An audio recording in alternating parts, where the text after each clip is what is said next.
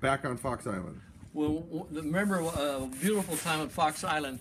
We'd anchored just at Fox Island there, and this nice, beautiful, about a 60-foot sailboat came in and anchored beside us. And there were beautiful young girls our age, and it was their fathers and their brother. They had about 3 kids, 2 sons and 2 girls, and they were all our age on there. And of course, we were having great fun on there. And anyway, then a little while later, they said, "Well, you know, who is this? Who is this?" He said, "Well, it's my dad's boat." And he says, "Oh, is he here?" And they said, "No, he'll be here shortly." Pretty soon, here comes an amphibian Grumman Widgeon came in and landed. Oh my God! And it got out, and that was the father. Wow! And he got out there and got into their big 60-foot sailboat, and the seaplane took off. And then the father was going to cruise with the family and up through the San Juans from there. But just this was the fun, you know. Which year was this? Pardon me? Which year was this? Still 1949? 1949. And where was that? In Fox Island. Fox Island. And now what surprised me is that the boat didn't go down to what's called Faraway, which is at the end of the peninsula, in Long Branch. No. They never go there. Never did. We lived Fox Island and then Tacoma, and that was as far as we went. That might have been the Thorns. Thorn did, yeah. In fact, I remember the logbook when Thorn owned it. It cruised to Hawaii. So this boat has been to Hawaii. This is what we need to find some record of Jesus that. Christ. Yeah, we need to find that. Well, it was on the log. Now I don't know if you have the logboat. But it mentioned that in the log that how about they went to Hawaii, and in it we read some of the sign, and they had a pilot. But then the guy, there was a guy who was a fireman on board at the time, and he wrote notes in on the side, we did. He came on board, and we had talked to him. He said he just reminiscing. He says that was quite a trip from Seattle to Hawaii, or I'm not sure if it was Seattle or San Francisco to Hawaii, Yeah. but somewhere. They went. Quiet.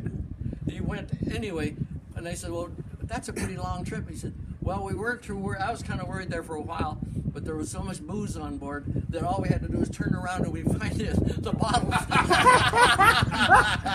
Oh my God! Awesome. Oh shit! Yeah. So I mean The legend lives on, basically. Yes, that's awesome. That was before Perkins. That was before Perkins owned it, evidently. Was it enough coal to go from San Francisco to Hawaii non-stop? I see. I'm just hearsay. It was hearsay from the guy who had been a fireman on it at the time, and it came back, and we had a visit with him, and that was it. So, but and then there was notes in the logbook. Well, this is a sailing ship, Andre. This also uses the wind for propulsion. Yeah. So. Did you ever have the sails up? No, we never did. Yeah, I've been trying to find a picture of it with the sails up, and I haven't been able to. Someone asked me about that. There were sails stored away somewhere, but we never used them. The steam was so efficient. Yeah. And the coal is very efficient. For 1 pound of coal, you get 10 miles or something. Oh, really? It was all crude oil when I was on board. There was no coal at all. Oh, really? It was all crude And oil. it switched over. They switched the boilers over, but the steam was still steam. Okay, got it. That makes sense. It was crude oil. Maybe the way Was it a higher they density? went to Hawaii with oil. But if Andre, but they did. Oil. But it was oil when they went to Hawaii. It was an oil fed to feed the steam engine. Yeah. Well, they must have converted it from coal right off the bat then, because if it was during Thorn's era, that was up till 1909. Wasn't that when that infamous game, the gambling bet where Thorn lost it to Perkins? 1911. Or 1911 or whenever that was early. So they must have converted it to oil pretty early. He bought the boat in during the earthquake, which was 1906. Yes. So the burner were high pressure oil? It was pretty crude. It was pretty crude oil. It was dark. It was thick and dark, and but it wasn't highly refined. It was probably a low refined. Yeah, exactly. Yeah. It wasn't highly refined oil. But was it noisy, the oil burner? Oh no. It was quiet. That was the beauty of it when you're at full speed and there was no wake.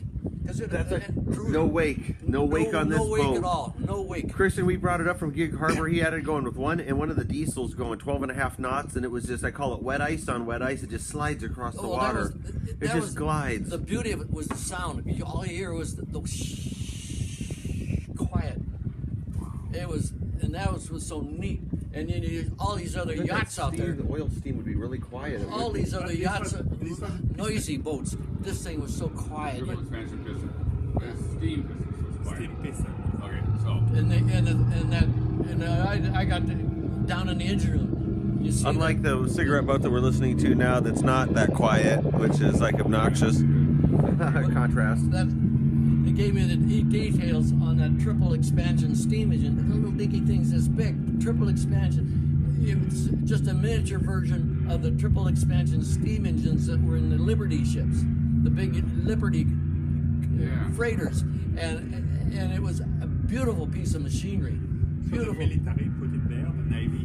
What happened to the original engine? The Navy put it there during World War II. No. This is way before. 1893 is when it was built. And there's another interesting thing. On 49, when I went down, the batteries are like this big. Edison batteries. Edison batteries. Edison batteries. So it was DC lights. Everything was DC powered in there, but there was original batteries I remember seeing, and it had Edison